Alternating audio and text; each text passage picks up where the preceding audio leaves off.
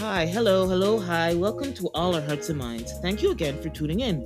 We're here to discuss all things that have been on our hearts and our minds, the good, the bad, the concerning, or uplifting, or just straight talk. We're your hosts, Kimmy, our passionate heart, Yeah, yo.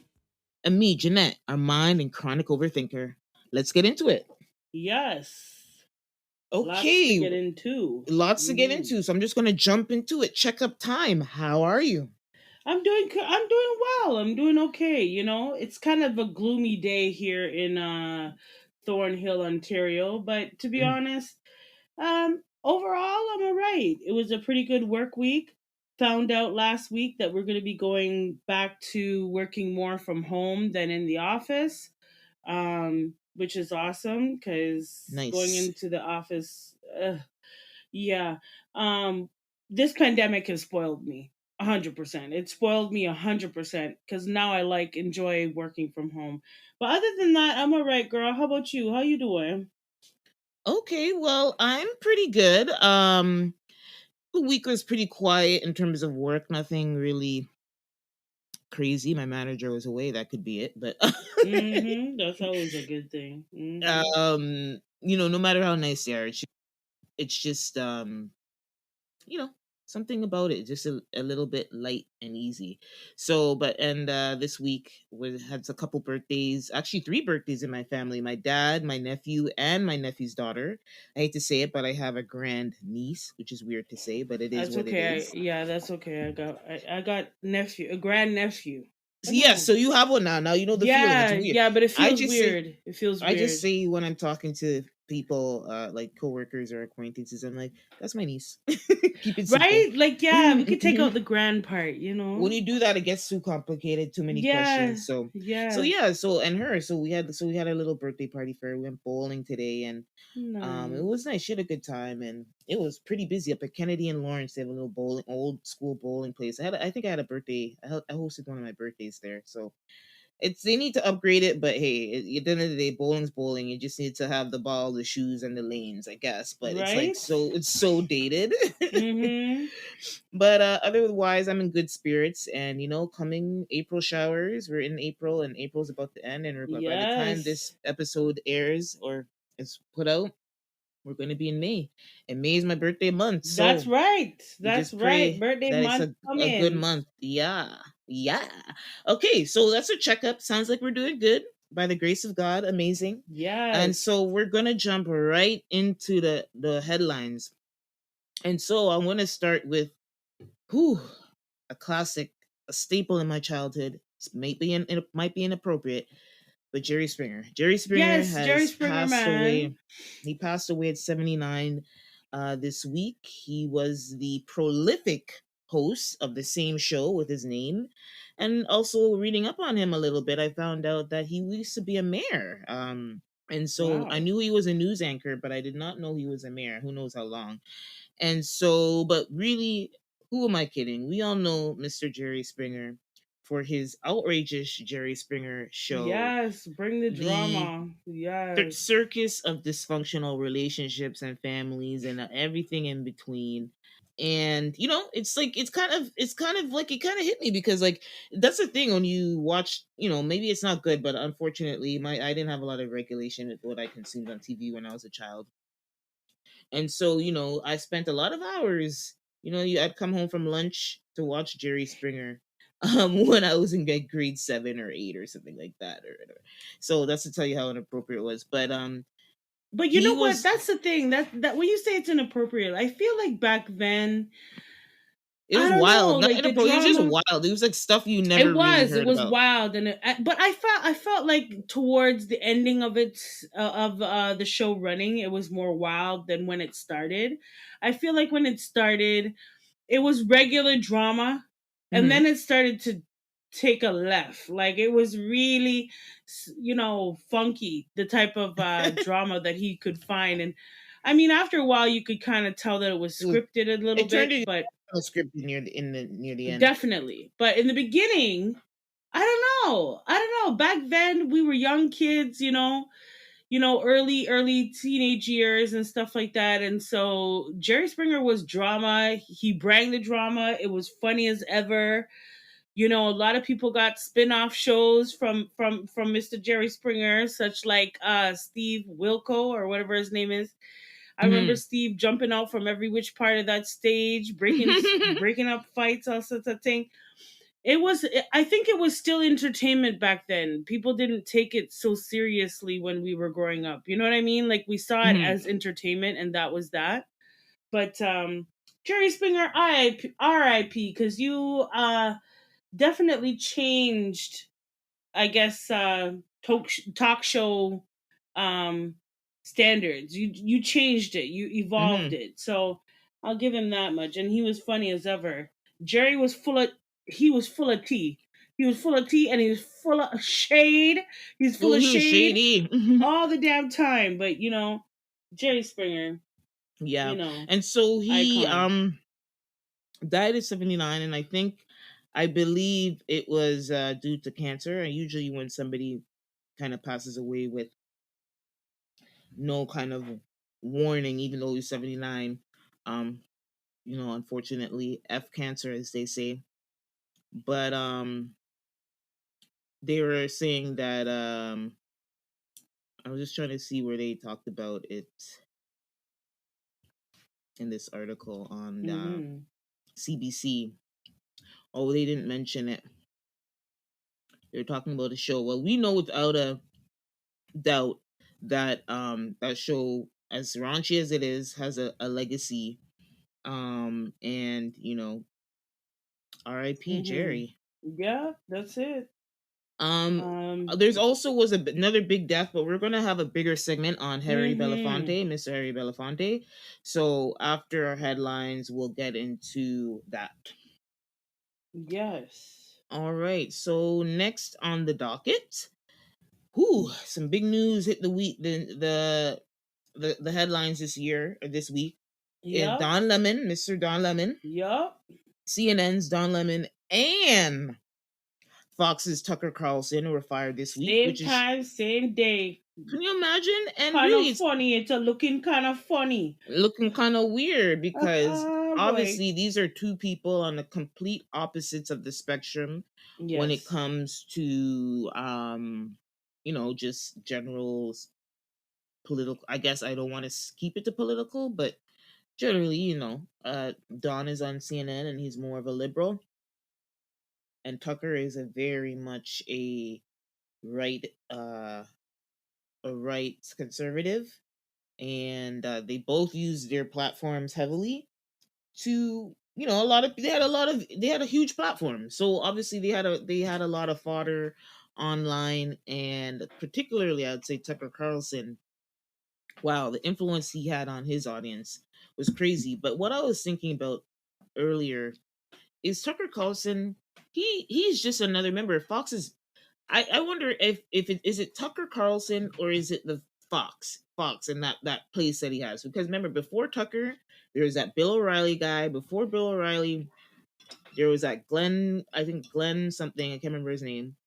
Before that was a big fat guy, I can't remember his name. He was another big Republican on Fox. I can't remember his name, but I'm saying they've always had the personality that was like that big voice for the right on Fox. So it's like, is it really you, Tucker? Or is it the built in audience you had from being on such a big network such as Fox? Interesting Yeah, it was a conversation. built-in audience. He had a built-in audience, to be quite honest.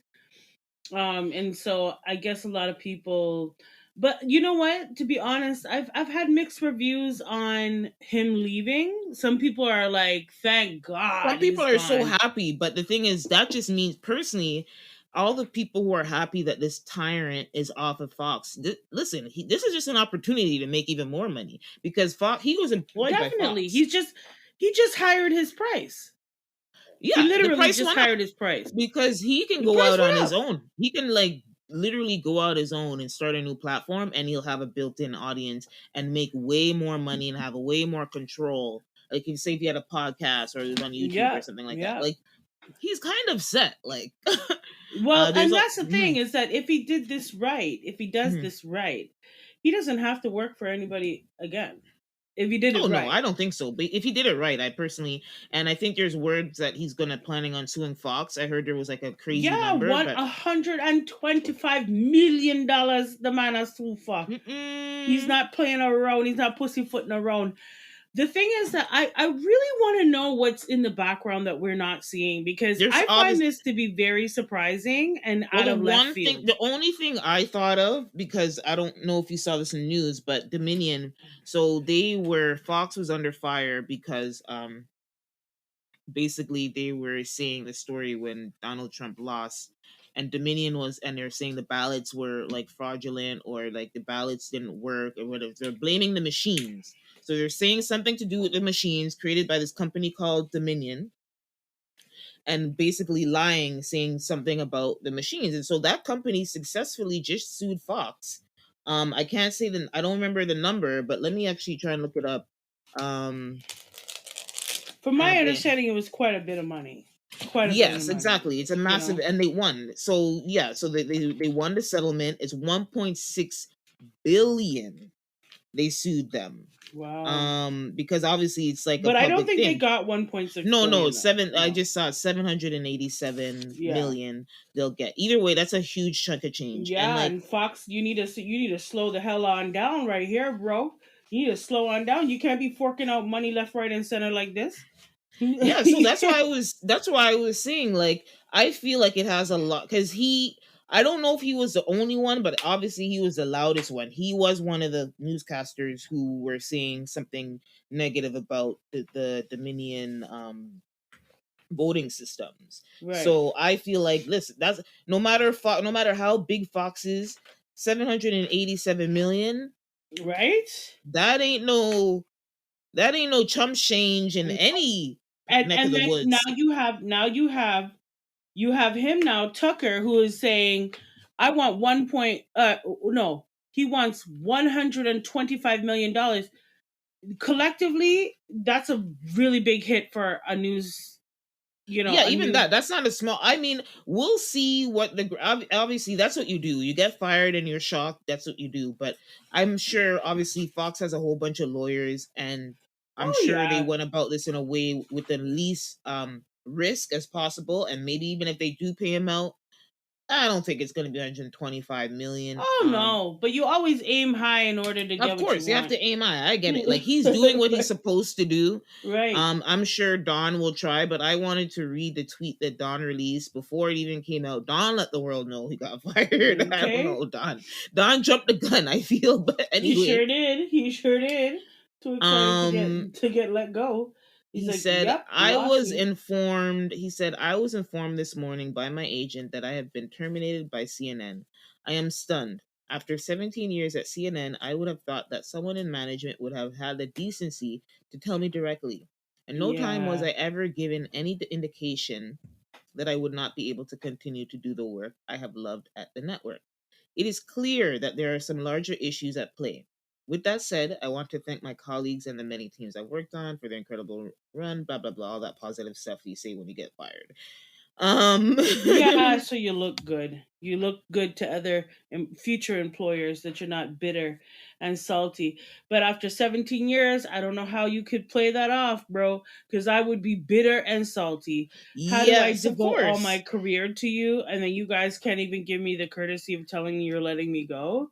Yeah, Like, but I'm then finding not out with too everybody long, else? Like, how dare not you? no, How well, they didn't dare you? release it. He released a tweet. He found out himself and he released something, but I think he may have jumped the gun because, well, maybe I think they were going to let him go regardless, but CNN released a tweet not too long after that saying um that they had called, it's not true, that they had called a meeting for him to management, and that he did not show up.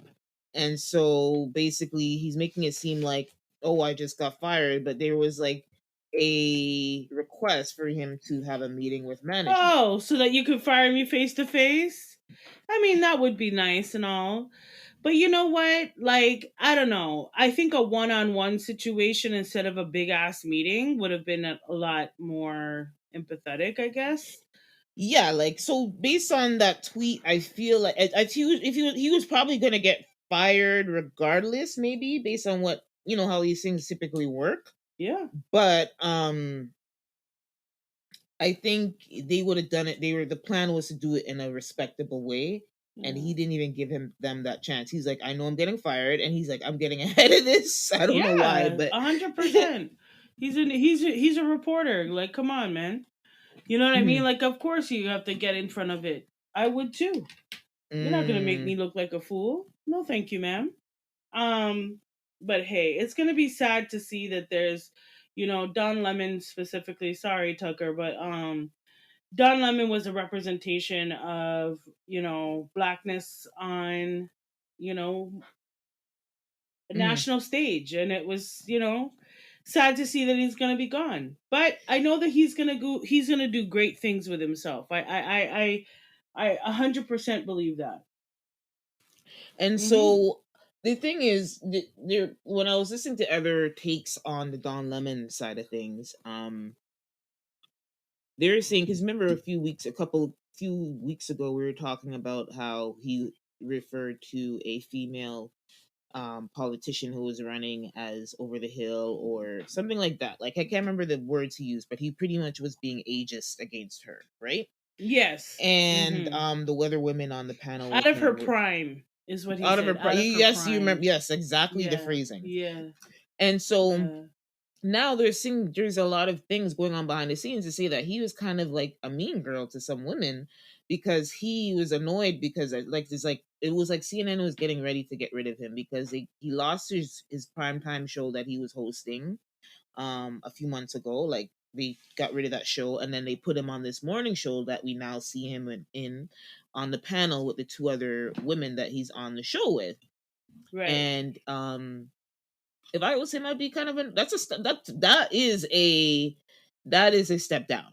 Like if you're doing primetime evening news on CNN and then you're going to a morning show with two other hosts, to me, Yeah. that's a step down. Yeah, but you know what? That should have been your way out the door, friend. Yes, that's exactly from when he saw that's what I'm saying. When somebody else said that, I was like, oh yeah, the writing was already on the wall. Like Yeah, that's you where it should was have read the going. writing, my friend. You And should have so known. In his world, that's almost like a demotion. And so behind the scenes, they said he was pretty bitter about that, and he took it out on some people, behind the scenes as well. As well as there's a clip of him talking to a Republican candidate. I think he's based on a Mexican. Based out of Texas, and they're talking about gun laws and how the NRA was supportive of the civil rights movements with Black people and the emancipation and the end of slavery, and he was like vehemently like shutting that down with the presidential candidate. He was vehemently shutting that down. So they're saying that interview is really the reason that played a role in Sure his is. firing. Yeah. But I'm like, really, if him doing that, I think that alone shouldn't warrant him getting fired. But that could be the nail in the coffin. I could give him Yeah. that, but that alone should definitely not be it. But That is he definitely the nail in the I don't know if you coffin. saw the clip, but he's very much going in on this guy. But anyway, like you said, Tucker and Don, Oh, they're they'll be good. fine. They'll be fine. They'll be Financially, fine. they're good. It sucks, their egos took a blow, Yeah, but sometimes they'll be that's harder okay. to get over than losing the job, but they're gonna have to Okay. get over it because they'll be fine. I mean, you're not working. You've been fired. You've been let go. Just move on gracefully, Yeah. And yeah, I probably would have sued too. I probably would Yeah, have. that's the action you take. Of course, you go with all you can. Go Right. at them all you can. They've already embarrassed you and taken Right. away your livelihood. So at this point, you do what you can. Mm-hmm. And so we're going to move on to something a little bit light.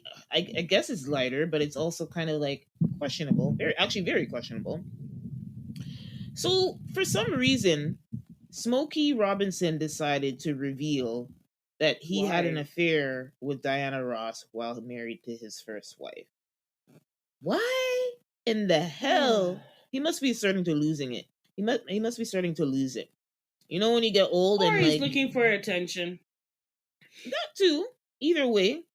This is Um, attention-seeking behavior. very much Like, as so. far as I'm Doesn't mean concerned. that I mean that's Yeah. what I'm saying. If you're not feeble-minded, like meaning like your mind is gone, then this is definitely like the way it's worded. Obviously, he's looking for attention. So he mentioned that he had an affair with Diana Ross while he was married to his first wife for about a year.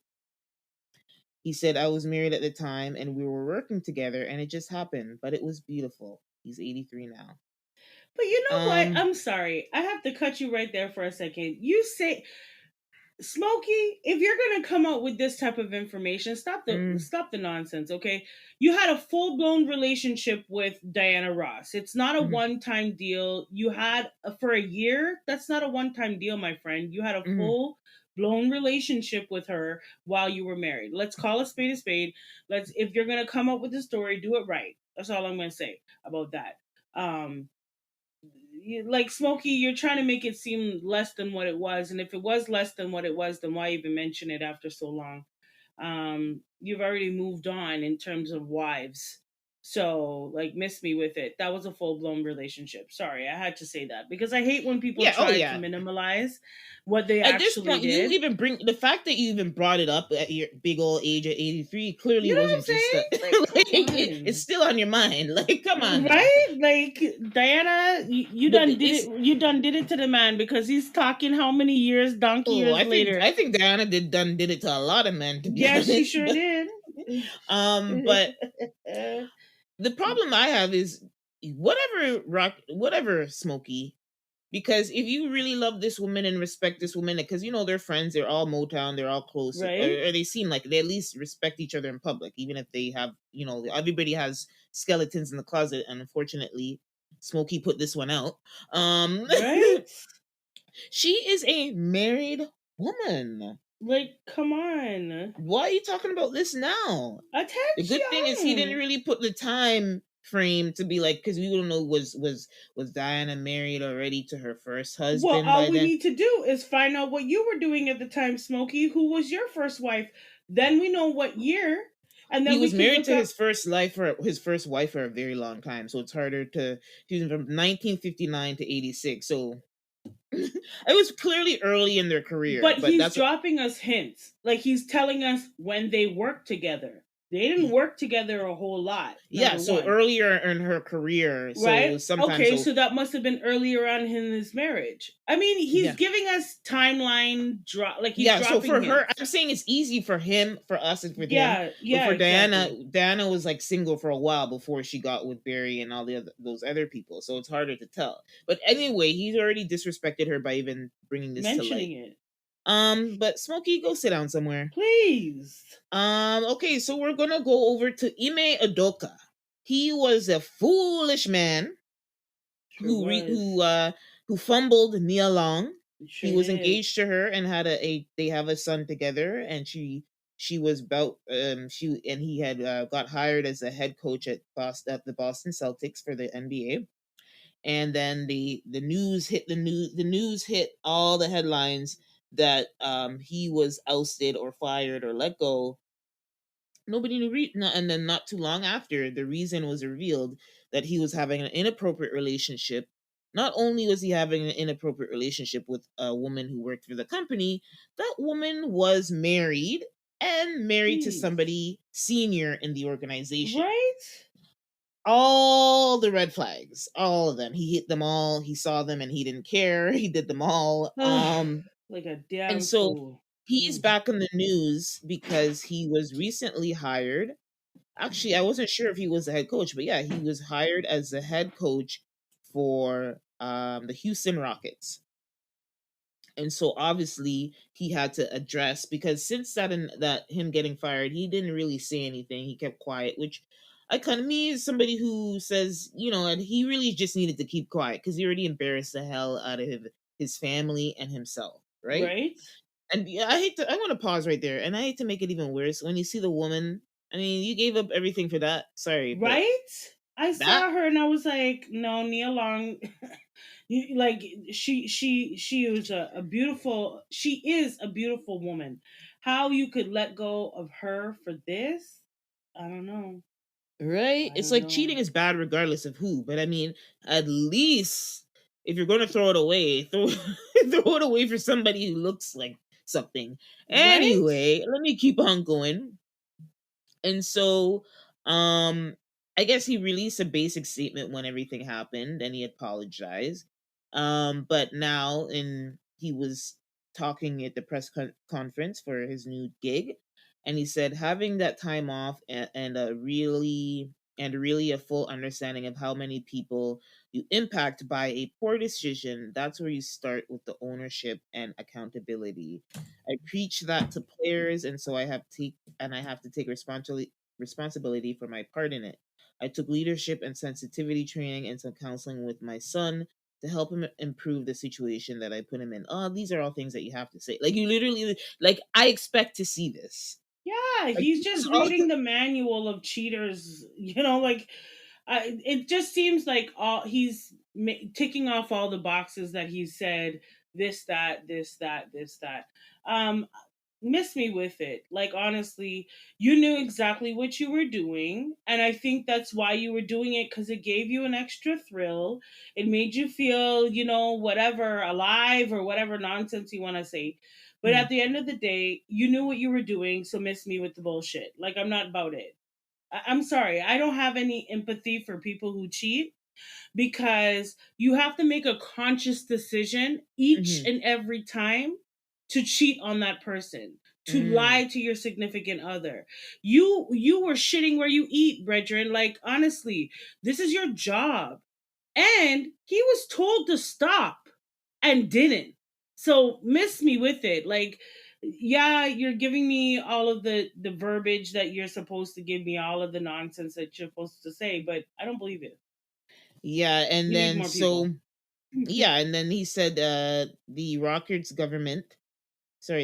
governor, Kilman Ferretta, said he felt comfortable hiring Aduka after speaking with the league. The NBA told me that they were very comfortable with MA becoming a coach of the Houston Rockets, so that made me feel good for after a lengthy conversation with them. So pretty much the league, the NBA said, he's fine by them, and so that's pretty much a green light that this team needed to hire him. And I can see why they were so desperate that they needed to get this guy whose reputation is in the dumps. Right?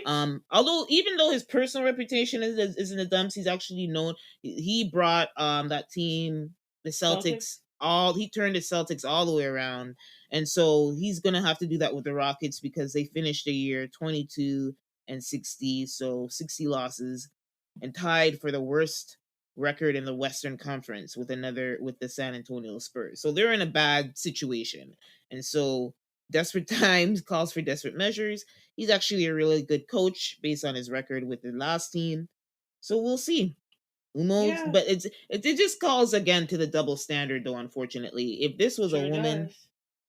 If this was a woman who did the same Yeah, thing, she'd still be trying to look for a job. But she would need to be under wraps for at least 2 years. This guy has yeah, I don't think hasn't even been a full literally. year, and this guy's got a head Literally. coach job on a team. Anyway, Ime, Right? I hope you do better. When you know better, you do better. That's what I'm So saying. we're gonna keep Hmm. it moving from that scumbag into a very weird and interesting story I came across. It was in the Mm-mm-mm. headlines. Fugees. We all know the Fugees. Late 90s, Yup. mid to late 90s. That's where Lauren Hill hails from, Wyclef Jean. And for those who don't know, there was another third member. Yes, a lot of people don't There know was a this. third member. It's okay. A lot of us forgot about him every once in a while. Right? But his name is Praz Michel.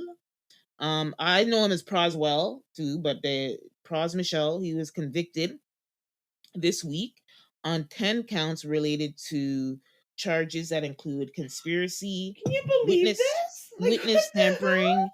and failing to register as an agent for China.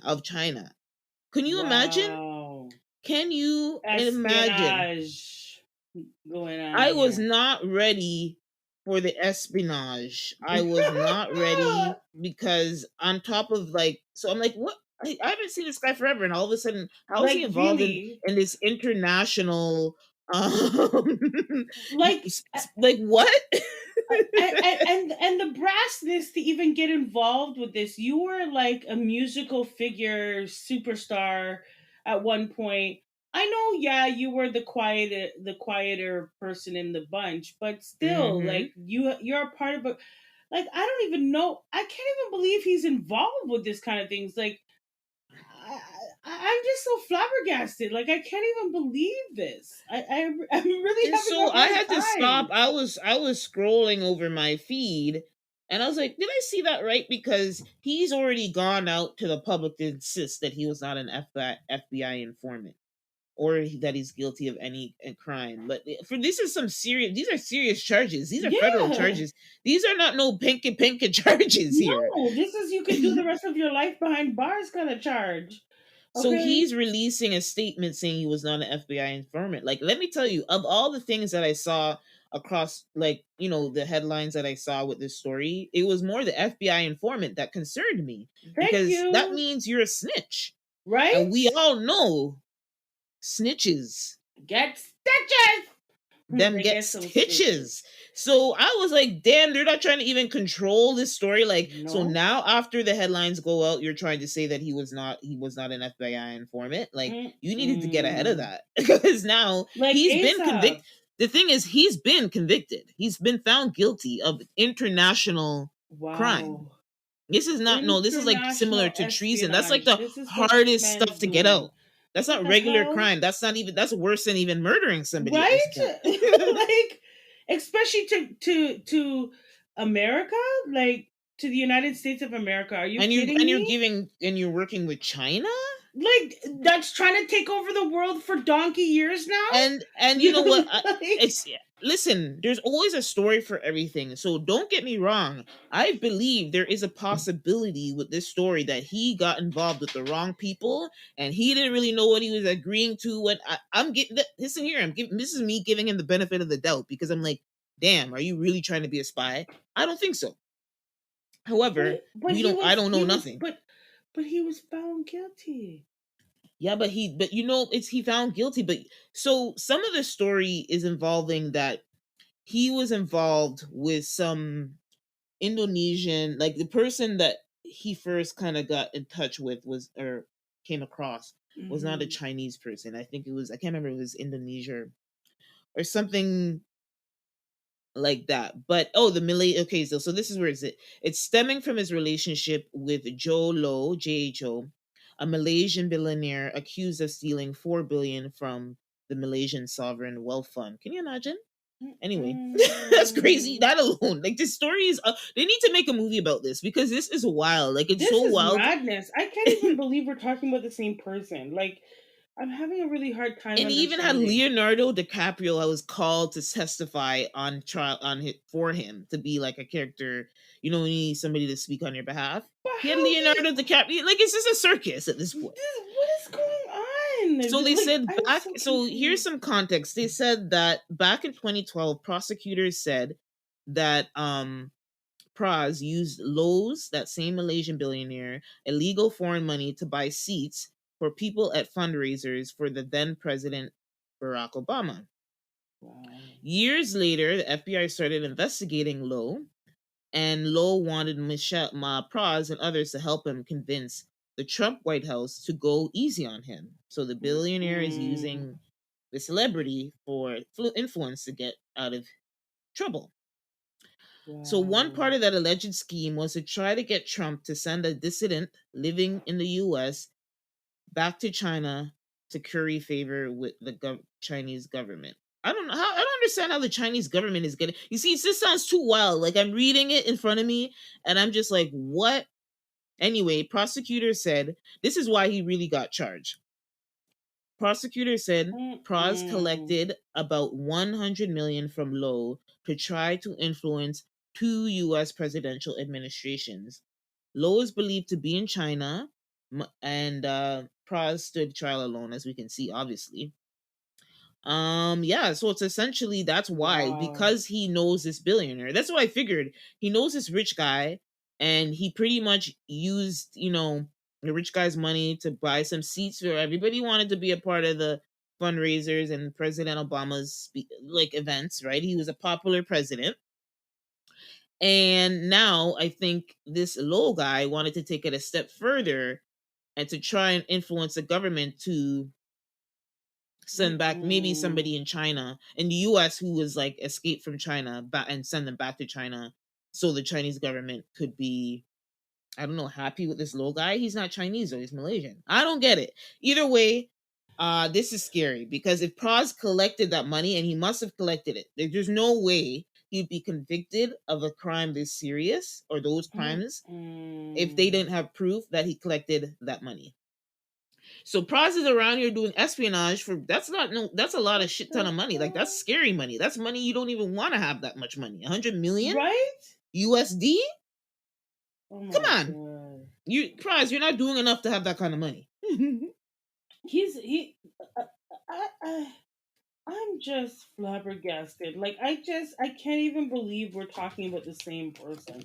Like I really can't. Like I'm having a hard time, and then you're telling me, like who he's involved with and stuff I'm at a loss here. Like I really don't understand what's going on. Like I can't believe he's involved with this type of corruption. Like It's I crazy. don't know. Hey, well, I have to stay tuned to that because I can't believe what's going on here. When you told me the story, I was like, are we talking about the same guy? Like, are we talking about the guy that's from the Fugees? Yep. Singing Fuji La? Is that what we're talking about? Wow. Okay. Well, that's what he's So on, we'll espionage, okay? see. We'll see what happens, but this is Not looking good, though. not Not looking looking good good. because he was Mm-mm. convicted. It's not he was going on trial. He was convicted. Okay. Mm-mm. So we will see. And And treason is so hard to prove. So they've been watching him. that's what I'm saying. For what he's been accused of, is really this taking money from the Chinese for any type of thing to help China and put America at a disadvantage. Like we know, China and the U.S. are rivals, and China's so been trying to take over the world, okay? They've and been trying to take over that powerful position. So mm-hmm. I don't know. Kudos to you, but it looks like you're doing some time, bro. Yeah, So, it's gonna be even if they're saying he could get up to 22 years. So he's been convicted. He hasn't been sentenced, but considering the charges and yeah, considering that these are federal, these are like not no pinka charges. He probably will get something around that time, like in the yeah. 15 to 20 years realm, I think. So we'll stay tuned and see. But all I know is I hope all you screenwriters out there put your brains together. I want to see the movie of this because this is wild. Right? Okay, Mm-mm. so those are the headlines, and now we have two more segments before we wrap up. And so I mentioned before the great Harry Belafonte passed away, and we thought because he is a big influence on the culture. He died to the ripe old age of 96. 96, but he lived a Full let life me tell you, full life. And with so purpose. with Mm-hmm. purpose, much purpose in every spectrum, every corner. Yep. And so we wanted to kind of do a quick. We didn't want to just do a headline on Mr. Harry Belafonte. He had too much influence for us to just say the man died Exactly. and move Yeah. on. So we kind of wanted to do kind of like a retroactive on his life, and have do some quick things and highlight some of the great things that he did and why Yep. he's so important and why people are mourning. Mm-hmm. Because Mm-hmm. despite that he lived a good life and he's old, we still have to mourn someone who lived a purposeful life. And so we're gonna talk about Mr. Belafonte, aka the Calypso King, Yes, King the of true Calypso. king. The true king. And Mm-hmm. so if anybody doesn't know, and again that's why we have to speak on him, is he was born in New York to Jamaican born parents. Thank And if you. you've been listening to this show, you know the culture that we rep over here. Yep. A Jamaica, Miss. And Yes. so yeah. Yes. So he was born in New York to his parents were Jamaican immigrants in the city. There are Yep. some people saying that His father's birthplace was Martinique, but I'm not gonna get into the from we what we know. He's a Mm-hmm. Jamaican and we keep it simple. His mother Yep. was biracial, was a biracial Jamaican, so Scottish and black Jamaican, Which and his was which father. was which was Mhm. kind of common at It's that common, time. yeah, yeah, at that time, and it's just yeah, like, people don't know. We've had German, Scottish, and Irish, um, and even Arabic, like Syrian, or Lebanese people in Jamaica. They've come and go. That's a country that, you know, they call it out of many one. So Yeah. both his parents were biracial Jamaicans and they came to the US. And so let me start. Here's how I know Belafonte. Yeah. The thing is, I knew his voice before I knew him. Yep. Me too. And I'll tell you why I know, and I think a lot of people our age group will probably have maybe a similar story. When I was a child, I saw this movie called Beetlejuice, and I love the movie. It was so weird and quirky, but I love the movie. So it came on TV a few times, and like now I just love it. And they have a classic scene in that movie Mm-hmm. where they're at the dinner party at the haunted house, and they're being haunted by ghosts, and they play that song, Dale, Yep. Mr. Dale. Right. Daylight come and me want go home. Mm-hmm. And then, he kind of does an intro and then it gets all calypso. You hear the drums, the steel pan, Yep. everything. And there's this dance. And that scene is serious. I saw it as a child. And that song has always been in my mind because of Yep. that movie. Always long time. I didn't know until maybe I was like an adult that this Yeah. old actor Yeah. is the guy who sings that song. Yeah.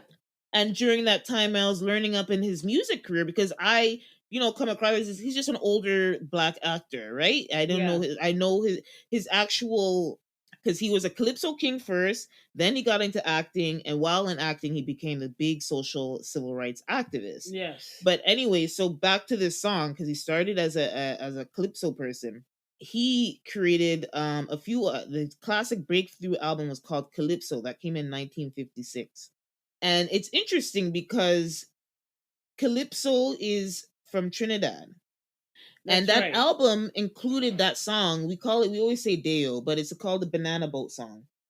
And that song was on that album. And that spent weeks. So Europe went crazy over this Yep. album. England, particularly in England, which makes sense because England has a lot of Caribbean people migrated to England more than the US. There's more Caribbean people that migrated to England because they were part of um Commonwealth.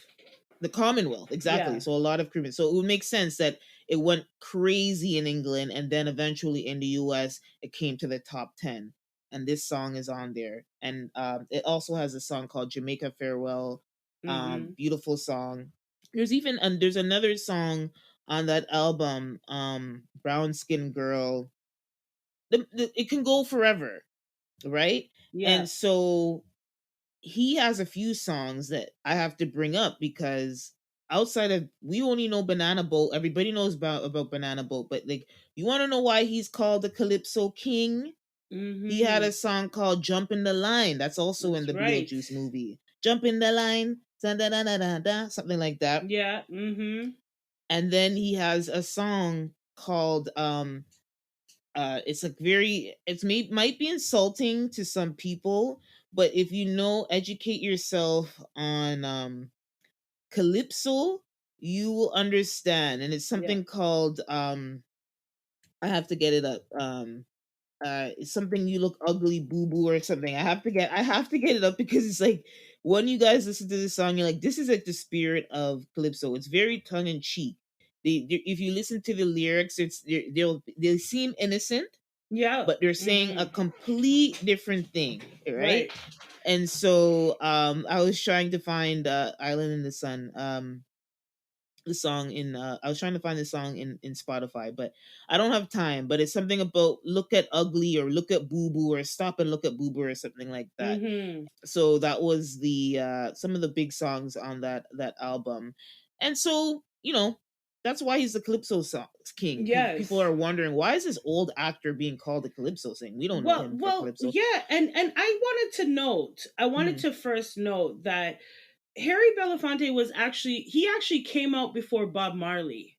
Yep. Okay? Hmm. So in 1956. So. right in 19 so in the 1950s, late 1950s, around 1956 was the first album that Harry Belafonte released, and Bob Hmm. Marley in 1961, 1962 was the first Jamaican to let go of reggae as Hmm. an album. And so I want to say Calypso takes the precedent here, but what Harry did wasn't just for, I would say, other West Indian islands like Hmm. Trinidad and Grenada, St. Guyana. Well, that's Vincent, not an all of. island. Sorry, my bad. It's a continent. It's on a continent. So Bahamas, Barbados, all of Hmm. those other islands. But Bob Marley was strictly reggae. He Hmm. was from Jamaica. He brought notice to the islands, but not in the same way as Harry Belafonte. Harry Harry was Belafonte global. even because he has Jamaican descent. You can see in his music, such as the song you mentioned earlier, Jamaica Farewell. Hmm. He talks about Jamaica and he talks about the West Indies in general throughout his music. So he was the catalyst for the rest of the world to learn about the West Indies and the cultures that were going on, the music, the food, the everything like that. And like you said, because I would say 90% of the West Indies was Commonwealth to Britain, it was a straight segue to the outside world, outside of the West Indies. I grew up with Harry Belafonte in my house. I Hmm. listened to his music. My Mm, parents yeah. played his music. My Hmm. parents watched his films. They supported him heavily. And Mm, this man, not only was he a music legend, he was a brilliant actor, but then he stepped into a different realm of fighting for all equality for us black people. mhm. He stood with the likes of Martin Luther King, Yep. in the civil rights movement. He stood with the likes of, Malcolm X. So we can see that he didn't just stay a musician. He used his music as a way to connect. And now once he connected, he was able to deliver a message. And he was also involved with a lot of charities. He did Yep. work in Africa. Like, this man was an advocate for black people and Oh yeah. everything that had to do with black people. And he did it so eloquently. Mhm. And that's what always stood out to me. Also, one of his, in terms of his acting career, when you're standing with the likes of Portier, Yeah. Sidney Oh yeah. Portier, Mm, that's your bestie? Really? mm. Like, this is the type of caliber of actor that we're talking about, to stand with Sidney Portier, which we know is an awesome actor. He set the foundation for a lot of black actors and actresses. So I listened to Harry Belafonte when I was growing up. Mhm. These songs were big in my house. Anything that he did, my parents tried to support him in any sort of way, like watched his films and stuff like that. Mhm. Mhm. Um, I think that he was a spirit that God placed on this earth with a very much a purpose, and Yes. he found his purpose quick in life.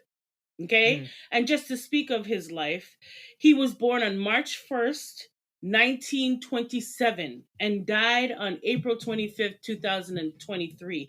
And in that 96 years, this is all of what this man has done.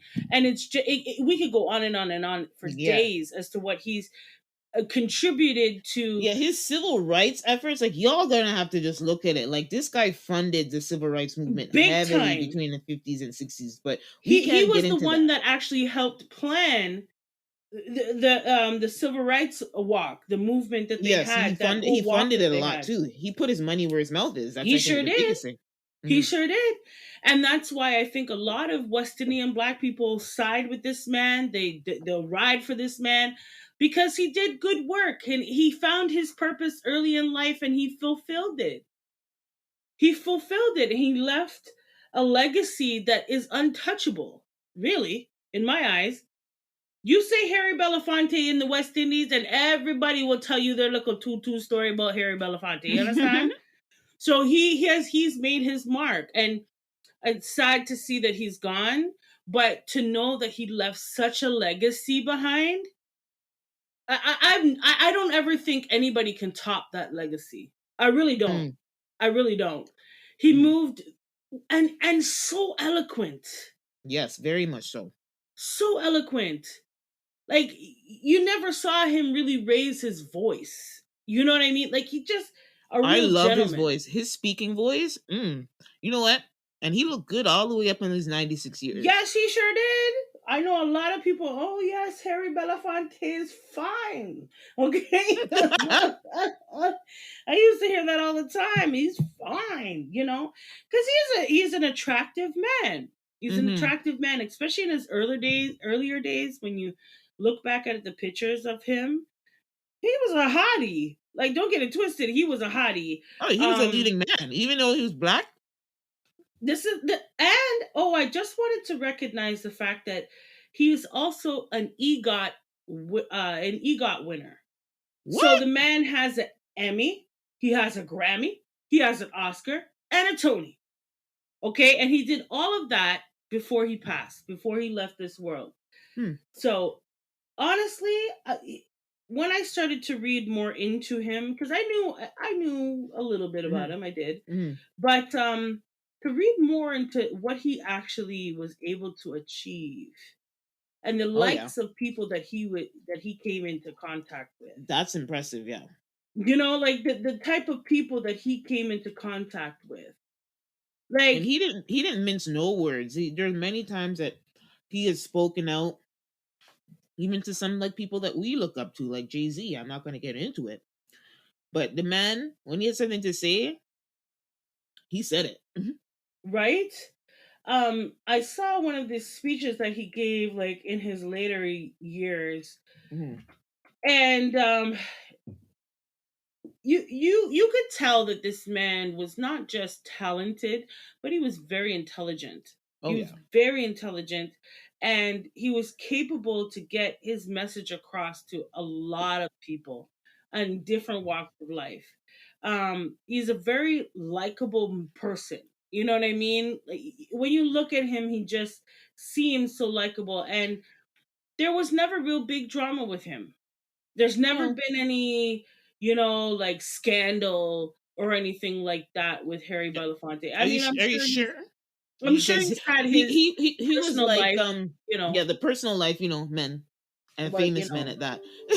right, and the type of things that he was involved with. I mean, yeah, no, Yeah, so it's kind women of were expected, coming at him left, right, and center. He was married 4 times. No, he had right? actually, I think, 3 wives. He had 3 wives. Let me not lie on you, Mr. Belafonte. He had 3 wives, not 4. No, he can pick and choose, I guess. Yeah, 4 children though, 4 children. But one thing I wanted to say before we kind of wrap up is something that, and this is something he has in common with Sidney Poitier, which we talked about. With Sidney didn't pass away not too long either, and they were, like you mentioned, really good friends. It's something that they had in common when they're in the acting phase of their career is avoiding or speaking up against stereotypical roles for Yep, black people. yep, And obviously Sydney probably had a harder time being darker skinned. yes, he But did. what I appreciate with Harry being an ally is that, no, if you give me a role that has me being a coonish Right? or being too stereotypical, he straight up said, nah, son. No, man, keep your And rules. and Hmm. so he had an opportunity. So his big movie that personally I know him for, and what made him put him on the scene, he's done a lot of movies, but what put him on the scene was that movie called Carmen Jones that he Yep, did with Dorothy Dandridge, and it was kind of like a take on the West Side Story. And we all know why he's a perfect leading man, and obviously Dorothy Dandridge was his leading lady. So yep. anyway, there was a chance for him to do another movie with her later on, Mhm. called Porgy and Bess, and that's actually a classic. He's not in it, but that Porgy and Bess is another classic 1950s movie with black actors. And he refused the role because he thought it was racial stereotyping. And Sidney Poitier took the role, and Sidney was starting his career, so we understand why he did it. But that's something that later Sidney as well pushed against. Being somebody, especially being he wasn't African American, he was Bahamian, Mhm. and so maybe that's what they have in common as being their cultures are Caribbean culture, and they want to make sure that black people were shown respectable and not the way that Americans wanted to depict black people. That's right. And they were very, very put dollars, again, money where the mouth is, and refused paychecks for that reason. So I want to call that out too, with the career outside of even his activism. So you know what, Harry Belafonte, well done. Right? Well done. Yes, and thank you so much for walking in your purpose. Mm-hmm. God put you on this earth for a reason, and I think you learned very soon in your life what that was. And thank you for never giving up, because you've given many people an avenue. You've given so many people someone to look up to. And that meant a lot to West Indian people, because you were the first that exposed our culture, our music, and the goodness that is the West Indies and the people that are there. And you just showed a lot of young black people that they can do it. And no, you don't have to be the mammy. And no, you don't have to be the butler. And no, you can get where you're going in different ways. And he definitely showed us all that, and I'm thankful that he came into this world and paved the way for a lot of people within the music industry, within the film industry, and as an activist for black people. Yeah, you had a little drama in your personal life with the three wives, but for the most part, you held down at least one woman for about 40 plus years. So you showed us an example of what black love looks like as well. So thank you, Harry. Thank you. And we wanted to take the time because you did the damn thing. You've been doing the damn thing since 1956. Okay?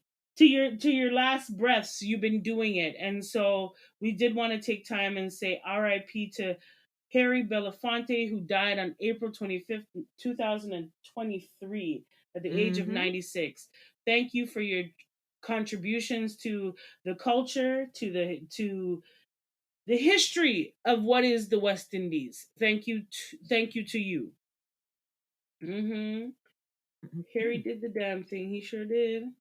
And He he was most a certainly hottie did. doing it. He sure Mm-hmm. was. Back in the day, what? When he's in 1963, I see this picture of him. He looks sharp, you see? Him look sharp. Him hair nice and crisp. Him look good. Yes, a representation of what we all, strive to be, which is a true success. But I Mm-hmm. guess we will now move on. Mr. Harry Belafonte, I know you're up in heaven with Sidney Portier. You guys are cracking the jokes. Um, yes, and so we are going to move on. I wanted to talk about this very quickly. This is our segment, which is Wagwan for real. So this is the segment where we take a look at stories that just don't add up and they just don't make sense, and we have to try our best to understand this. And so I brought this topic to Jeanette and I said, I've been seeing a lot of this lately, and it's starting to get a little scary. Okay? Now, I've been seeing fighting in the schools between teachers and students.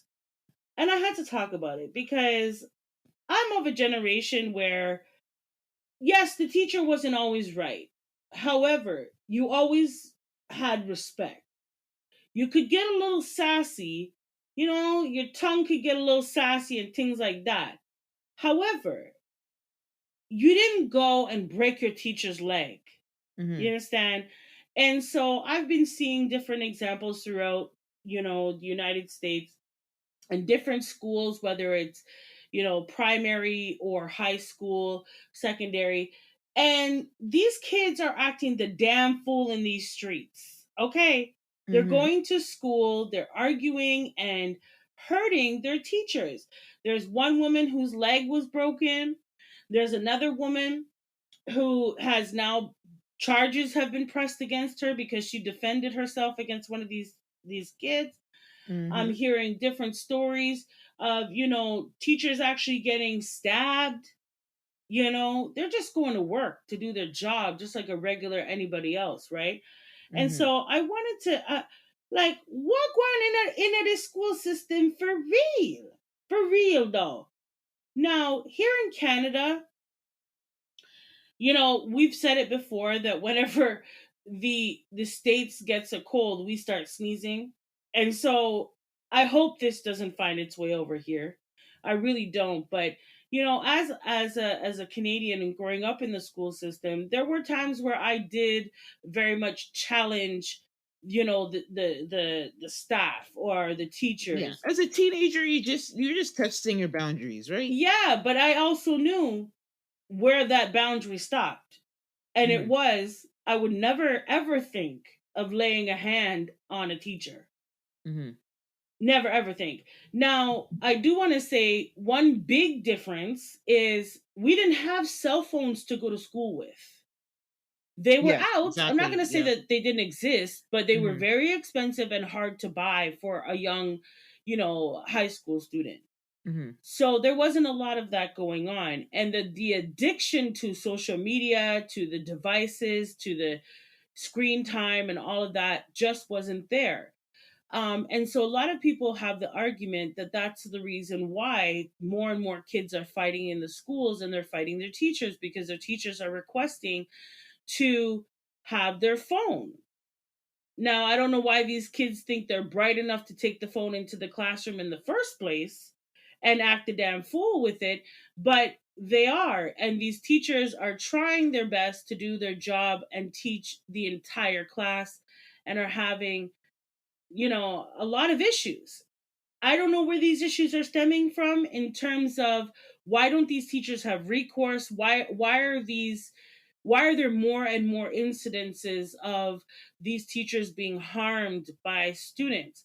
Let alone in the states we see that, they like to go up in schools and shoot up the schools nowadays. You know, Hmm. sending your child to school is scary, which it shouldn't be. Mm-hmm. So when you and I were talking about it, Jeanette, I was saying that I feel as though it's the school system. Now, some people would beg to differ with me that it's, the home. It's where the kids start out. It's at home with their parents. Now, when I was in school, in high school, I got into, a little bit of trouble. I got a little bit of trouble. But it Yeah. wasn't because of me. It was other people that were attacking me and I had to defend myself. Yeah.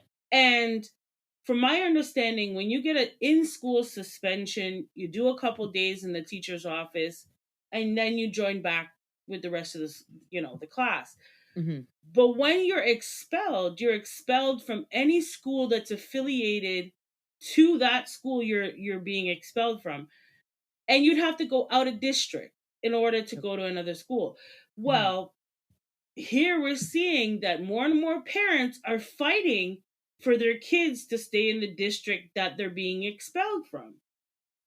Okay, Hmm. well, that could pose as a problem because parents are taxpayers. The Yeah. schools get their money from the government. So, depending on the enrollment in that particular school, is how much funding the school will get. So it's a catch 22 all around. Now these children are going to school and there's really no repercussion for them. There's no consequence. There's nobody coming to the rescue of the actual teacher. There's nothing that the teacher can do anymore, it seems like. And so I really don't think I'm not saying that the home doesn't take a big role in this. I understand that, but if there's no recourse for the teacher and for the student to learn not to do that particular behavior, then what else what else are you supposed to do? Like, what else is supposed to happen? These teachers are now leaving in the droves because it's not worth it to them. Their life is more valuable. Some of these teachers are being charged. So now they have criminal records, which, if you want to go to another school, it's going to be next to impossible because you have a criminal record. So your whole livelihood is down the drain. So I don't know what you think about this. But these kids are they're acting the damn fool in these streets. Like, I Mhm. don't understand. And what's sad is that there's so many kids that want to learn, Mhm. and there's just a handful that are interrupting the learning process for everybody else. So really, Wagwan, for real, is it the school not having any recourse, or is it the parents giving their social media devices and all these things to their kids to go to school with? Who's really at fault here? Who's really at I fault? so for me, I know it sucks, and you're a parent, and maybe you can agree or disagree that I know parents hate to say it always comes back to the parents. It It sure does. always sure does come Sure back to the does. parents, and I'm sure as a parent, it's you have a good kid, but still, but sometimes it's scary. It's like, damn, everything's gonna be my fault, right? Right? I would Trust me. assume. I don't know if that's how it Yeah, feels, I but I didn't would sign up assume. for that part. Yeah, but go on. Yeah, so the thing is, here's my case for the parents, right? I mean, we have a whole new generation of teachers, obviously, but you know what? This generation of teachers is dealing with a different generations of kids. Right? And you already drew the comparison. We're not that old. The times are not been We're changed that not. times haven't changed that different for when we went to high school, No. right? But that device changes literally everything. The time hasn't changed, but the landscape or the environment or just the socialization of younger people now involves a mobile device, internet. Let's just say call it Right. internet. The internet in your hand, whether it's a tablet or a phone. But these kids have worldwide access to the world within their hand at their fingertips, Can right? you imagine? My gosh. And the problem is, I think we started already with I told you an example, but a lot of children these days, and I would say it's probably been going on for at least 10 years. Let me Mm-hmm. know that the tablet is now a part of a young child's entertainment, socialization, Yep. whatever it is, or gaming, like everything. They a lot of kids they have their parents got it. You're not gonna give a 2-year-old a phone, so a lot of them have parents have tablets to calm them down. That's a new TV screen, right? Yep. Mm-hmm. So when your child is getting rowdy and you don't know how to deal with them and you just want them to be quiet, a lot of people use that device. Mm-hmm. The problem is, so Mm-hmm. now the child is used to having it. The problem is when you don't regulate the time they spend on Mm-hmm. those devices. Yes, Yep. when you go out and you just need them to be quiet and not cry and not Yeah, drive you not up the carry wall, on. Mm-hmm. you just have it. But I think it's still, I'm not a parent, but so you can offer your perspective after.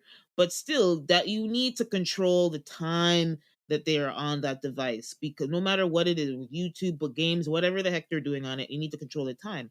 And this Yep. comes from a story I heard. I was listening to a news podcast, and they're interviewing a woman who had concerns about the devices in school and stuff, and she outlined the story she had with her own child, who was I think about 7 years old, she said.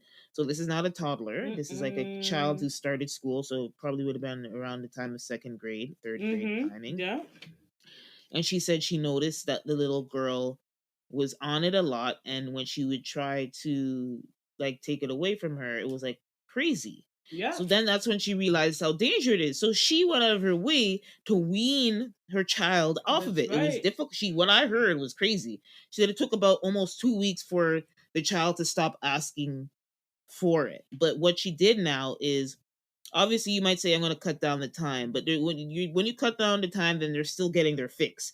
Like make it seem like an addict, because the way these children are Mm-hmm. fighting their teachers for their phones, they're acting like an addict who can't get their next fix. Possessed, like And they're so that's why I'm bringing this possessed. story up in this comparison, in Mm-hmm. that this woman had to wean her child off of a drug, and she said cold turkey she took it from her because she wanted her to really get used to life, go outside and play, do arts Right. and crafts, read, listen to music, anything but be on the tablet. And something that she said that was, again, for parents who are listening and the socialization, she even said the child would mimic how, when they have toy reviews or book Yep. reviews for Yep. little kids. Yep. She said the child even speaking like that, like everything, she would eat her dinner and do a review of the toy. Like the kid was doing, nobody was recording her, and she was doing it. So that's the socialization of these devices have on your child. And so again, this woman was very brave and put up with a lot, with her child begging, carrying on, wouldn't going to bed for not having her thing. Well, obviously, it Yep. takes time. She got it off. Yep. Now, I bring that up to say, parents, if you've seen any of these videos from the US where they're Right? literally fighting their teachers violently and screaming at the top of their lungs for their bloody phones, I'm sorry, your child Is an has no addict. respect. They're an addict, right? First, there are two things on the parents. So that's why I brought this up. Obviously, the obvious one is a respect for adults and your teacher. That's a problem. Second is your child is completely addicted to their device. So there's two things on their parents need to start thinking about on their front and take control of. It's hard when they get to a certain age, but you have to take control of it now if you're listening, parents. Mm-hmm. Is how much time your child spends on the Yep. device. They should not be dependent and go crazy without the device. That's a Right? problem. Okay. Second, listen, do you think a teacher could call either of my parents? My What? dad goes soft on me. I'm a daddy's girl, Listen, but do you think you must have a mad. principal could call my home? And more than, forget the hitting. That's a whole, like, you need to be arrested. I'm sorry. We have this thing with black children. We don't want them, they're over police. But I'm sorry, if you're raising your hand on anybody, Right? I don't you sorry, something's wrong. Either you need to go to a mental health place, or you need to be, police need to talk to you. I don't want to advocate for police again, over policing of black and brown bodies, Yep. but what the videos you showed me, yeah, somebody needs to go to jail. And those are Somebody has to go teenagers. to the jail. Those are Okay? teenagers or preteens. I think the youngest one was 13 years old with the teacher who broke her Yeah. ankle. I think she was a Yeah. pretty young girl, like 13. The other one was a teenager, maybe 15, 16. But these are girls fighting grown woman teachers for their phones. Because somebody took your phone. Mm-hmm. And you could be upset, but you think, again, to my point, that I could even raise my voice, more than less You must cuss, be mad. more than less raise my hand. You must be mad. Must You be don't have to mad. call police. I'd run away from home because I'm not going back I'm home. not going home. I'm not You even called going my back who? home. You called my where? Oh no, I'm not going home. No, I'm gonna have to go catch up at my friend's house You because told her what? I'm not me? going back home. That who? You gave her my name? Oh no. I'm not going home. No, I'm gonna go catch up at my friend's house. That's what I'm gonna do. Because yeah, but to speak to the parents part. Now, Yeah. here as a parent, right? So Mhm. when my daughter, okay, first I want to acknowledge this. I'm not oblivious to the world that we live in. And I Yes. understand that our children, this is their world now where, Yes. social media, internet, technology is a big part of their Yes. generation. And I Yes. get that. And they need to learn because They if they do. don't learn, they'll get left behind. So that I can understand. So when, as a parent with that understanding, my daughter gets a chance to use the internet. She does. She gets to watch YouTube. She gets to do this, that, and the third, but it's all within reason. And the first thing that she understands is if your homework's not done, don't even look at the screen. Don't even look at it. If you haven't read a book before you've looked at the screen, don't even ask.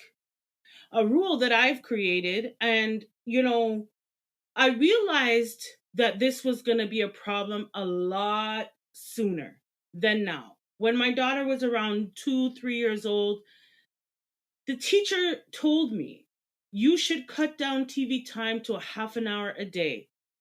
They're too young.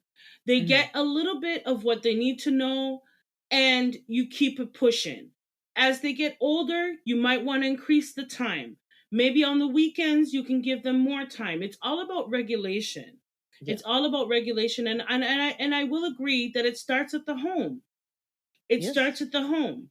And if the child doesn't understand that there is a world that you're living in, even though you're sitting in front of a screen, there's a world that you're living in. There's trees outside, fresh air, there's games that you could play.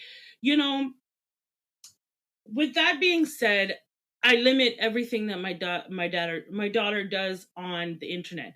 I am a helicopter mom. I don't give a damn. It's my baby, and I'm gonna make sure I know what she's watching.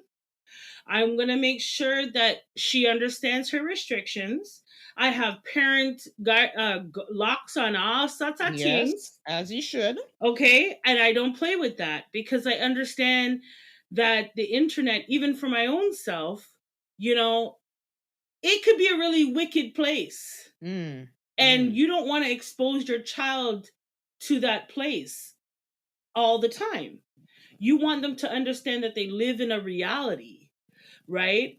And that the internet it's a part of their reality, but when they're in it, it's not a part of your reality. When you're constantly on it, you're forgetting that you're going to school. You're forgetting that you have to learn. You're forgetting that your phone should be tucked away because now is learning time in the real world. And when I'm seeing these kids, I'm thinking of myself growing up. And like you said, you think listen, the little piece of trouble I got into in high Mhm. school, it best be not my fault. Okay. And it wasn't my fault. And my parents stood behind me and stood beside me and supported me through it because they could see that it wasn't me. And so I was dealing with school, things were happening and so on. So they didn't come down hard on me. But Mhm. in the same breath, I still got cussed that somebody called them, period. You Yeah. understand? Even though it wasn't my fault, even though they stood on my don't why you have these people I call me yard? How come them I call me at the works? I don't have time for this and this nonsense we are do at school. You go there to learn. So I think that we need to get down back to the basics of exactly what our parents have been telling us for years. You are going to school to learn. You're not going there to use tablet. You're not going there to use this, that, and the third. And a side note, while these kids are using all this tablet, they can't spell not a lick or nothing. They can't write a sentence. They can't, some of them, their penmanship is horrible. Well, yeah, because they're not writing as much. They're Yep. not writing. They're typing on this computer and all this stuff. So I wanted to talk about this because first I need to really ask, what going for real in these streets? Is it the parents are younger and they themselves are on the tablet and the phone So and this is what their children are learning? what do you think here? What do you think of this angle? Okay, we talked about the parents and the device addiction where there needs to be some control. We talked about just general respect for elders. That as a parent, Mm-hmm. your child should be very, very scared to raise not only their hand or their voice At in such a all. disrespectful manner for somebody, a teacher that is not harming you or doing anything negative to you, right? Right. So then I wonder, to your point, what else is there a socialization, so okay, here's where I'm going. A lot of parents now, like you said, Mm-hmm. teachers are burnt out. Teachers don't get paid enough for what they do. That's done. That's like not that's non-debatable. But parents now, like, remember I was at your house a few weeks and Yeah. one of your friends, or your one of your somebody in your circle is a teacher, and she was saying some stuff Yeah.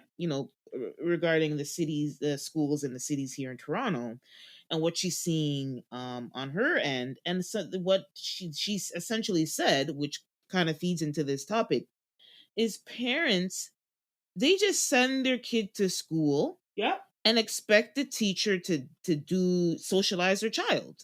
Miracles, pretty much. They are there to teach your child the whatever is on the curriculum, whatever is, Mm-hmm. whatever age level, they're teaching your child what they That's should right. know at their age level in the system that we have, the public, let's say the public system. Every system is different, but whatever, they at the end of the day, they have a outline what they need to teach each child in that grade in their classroom, right? Yep. And that is their job. You as a parent, don't send your wild child that Right. you didn't are too scared.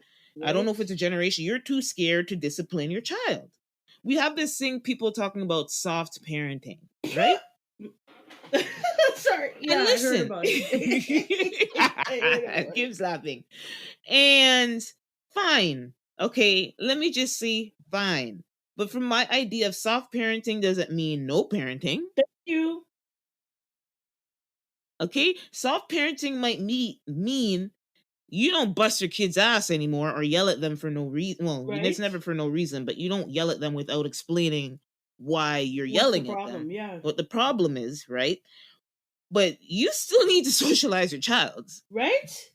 The Right. teacher's job is not to teach your kid how to be a decent human being. That's your No, job. that's the And thing. so that's where I'm kind of leaning towards right now. Outside, because everything that I talked about comes down to being socialized in your That's right. home. In your home. And again, it's circling back, I'm sorry, to the parent. I'm and gonna and leave it and there. and and this is all the stuff I didn't sign up for. No, I'm joking, but Yeah. no, because everybody, it all gets put on the parents, to be Yes, quite and honest. I And you see know it can what? be It's tough. It can be true. tough. Yeah. It's Mm. true. It Mm. is true because the first example of socialization starts in the Mm. family unit. So Mm-hmm. even if you don't have there's an absentee father, like Mm. I was a single mom for a long time. Even with that being said, it's still the socialization starts at home. So I'm the one that has to teach my daughter that, okay, we're at home and this is how you act, this is how you walk. That you Mm. say please and you say thank you, having manners, having bratopsy. This all starts at home, way before they even go to school.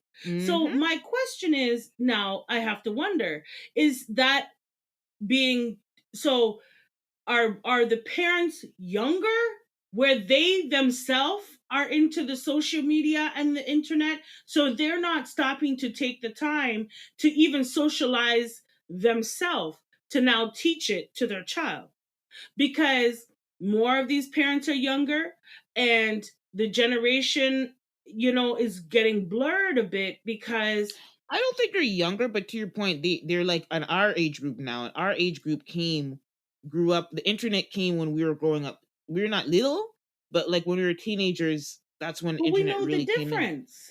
We know the difference, but I'm saying that now, like younger parents of a different generation. I don't say they're younger because we know that people are having kids later, That's but true. I think it's more of like a generational thing. So the younger generation that's coming up under maybe Gen Xers. So we're like one of the younger generations. Like people in our generation are still Yeah, entering their 30s and yeah, stuff. yeah.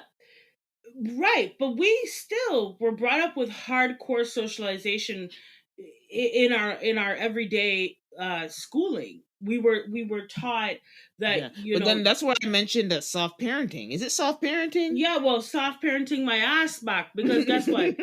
Listen, you're soft parenting, but the world don't parent your child softly. Exactly. It Right? don't it don't, because there's times where as a mom, you're naturally a nurturer, so you don't want to be rough with your children. No, yeah. However, I learned a long time ago, I think my daughter was maybe around 1 or 2, and I realized that she knew how to manipulate me. She's testing. You're going to test you. Ooh, when I realized what this pickney was doing, I said, "Oh yeah, okay. So you think I'm an idiot? All right, cool. Let me show you that I'm not a fool." And I had to take charge, and I'm glad I did. And one thing that my mom kept telling me was, "You need to be on her. You need Mm. to look what she doing, look what she reading, look how she do this, where she a go, what she a do. You need to know it all." Because guess what? Everybody's going to turn to you, the mother, and say, how come she's doing XYZ? You think Yeah. they turn to the pick me and ask them that? They don't turn to the child and No, ask them you. that. They look at the mother, because the mother or the father is the that's the example for the child. So with that being said, I have to wonder, these young parents, are you all up into the social media where you don't make the time to teach your children? You don't take the time. And this soft parenting, is that AKA I'm using the tablet to parent? Is that what that Right? means? Hmm. Because I have to wonder to myself, when you say soft parenting, so who's parenting the child if you're doing it softly, right? Because children, they need structure, right? Yes. They thrive when there's structure. So if you're not willing to take the structure and put your foot down and set rules and boundaries that can't be crossed, then who's parenting your child? The tablet? So Hmm. now it's become an extent. Now these kids, the tablet is an extension of who they are. So when you take it away from them, they're going berserk. One of the teachers said, I think she was they were gonna stab her. The kid was gonna stab her. She said it looked like the child was possessed, Hmm. like the child had a demon because I took the cell phone. So it's now an extension of these kids, and so for me, me myself, you know how I am, Jeanette. I don't have the social medias. So for me, it was easy for me to not do it with my child because I don't have the social medias like that. I'm not into it like that. I'm not going to say that I don't use it for entertainment purposes. I do. And that's the same extent that my child has it at. Hmm. Um, I'm really starting to pay close attention to this, because if children can't even write properly, what's our world going to look like? Because, as cliche as it might sound, these children are our future. These children are the ones that are going to be the doctors and nurses of the future. These children are the ones that are going to be the presidents and the government of our future. And they can't write a damn sentence? So it's scary. So I urge parents out here, you need to get in touch with who your child is, what your child's going on, what's all is going on. If you have to, take them off of whatever social media, or take their phones or whatever, there needs to be a downtime from it so that they can understand that they live in a real world and not in a game, and not in you know a show. This is a reality that they're living in. And this young girl, one of the examples, the one that broke her leg, she's got charged. She's 13, 14 years old. And fighting in the States, fighting with a teacher, it's a felony. So now she has a felony on her record, and she's only 14 years old. So what kind of life are we, like, you know what I mean? So it is a concern, but I'm glad we had a chance to talk about it. And I did want to hear other people's perspective on this, Hmm. because for me as a parent, I feel like the answer is very simple. I think that, it doesn't have to be this complicated. And it's as simple as take the damn phone tablet away from your child. Yeah, You they have to should even parent your go to child. school with it, because now if you're going to school with it and the teacher takes it away, it's a point, obviously a point of contention, right? Yeah. So they should even, well, they say safety, blah blah blah. What I think, here's a suggestion I'll throw it out there before we wrap Yes. out. Schools, just, yeah, when you come in the classroom, phones go in a box and they're locked up. Yeah. When you go home and you're going your parent, you need to call your parents. You get your phone back straight up, because when you're in school, the assumption is you're in the safety of your school. Your kid doesn't need their emergency phone. That, a lot of parents say they're getting their child a phone for emergencies. So okay, whatever. Okay, if you say so. They're in the safety of the school. If something happens, the school calls you. That's While they're in right. class, no phone. When they go home, take your phone. Still, I don't even think they need to take it, but since you say you're giving your child a phone for safety, then they get it when they leave That's the the only thing safety it of should the be school. used for. Yeah. is So safety. anyway, yeah, what were you gonna say? Yeah, well, my one suggestion before we wrap this up is that um, being aware is very vital, because if you're watching and monitoring what your child's watching, it could make a huge difference. If they're watching violence, they will be violent. If they're watching things that are educating them, they will want to learn more. They'll thrive within learning. Paying attention to what your kid is using the device for. Is it to just sit there and watch a program, or is it to research, or to, put together a paper on a Word document, or whatever the case might be? You need to observe. You need to watch your children, and you cannot leave it to the teachers to not only teach but to parent your children, because that's not what they're there for. They're not there to parent your children. And if you're watching and paying attention to what your child is doing, you will start to realize that they're more secluded with the phone or the tablet, that their attitude is changing, that their drive to do something other than the tablet and phone is not there. You need to pay attention. And if that means you putting down the damn phone, and if that means that you can't watch your program because you need to monitor your child more, then that's what needs to be done. Because what we're not realizing is that teachers are leaving in the droves. And when they leave, who is going to teach your child? What kind of future do you want for your child? Because if they're leaving and there's no one to teach them, then what? you know so miss me with the what they call it, kind of parenting. Nah, miss me with that. Soft Soft parenting. parenting is passive parenting, and passive parenting is not Yes. parenting at all, Good as good far as way of I'm saying it. concerned. Because being a parent is a verb. It's a verb. You have to actually do something. You can't just call yourself a parent. Um, but with all that, I do hope for the best for these kids. And parents really have to. We really have to talk to our kids more. We really have to let them understand. But one thing I want to mention before we go is that to all those badass kids out there, we need to start paying attention to the ones doing right. We need to start giving and our time and effort to the ones that come to school ready, eager to learn. Because I feel like they're falling to the wayside. Yeah. And I feel like we're setting the wrong example, that all of our time, attention, effort goes into these badass kids, when there's a whole lot more that want to do well and that are there for the right reasons. And we need to acknowledge them, and we need to keep them in the forefront of our minds, just as we're keeping the ones that want to stab and kick and do all sorts of nonsense to their teacher. We need to keep them in the forefront so that we can motivate them so they don't go over to the other side. Because when you see a child getting all that attention and all they're doing is wrong, why Good wouldn't you point. want to join them? Good point. Yeah.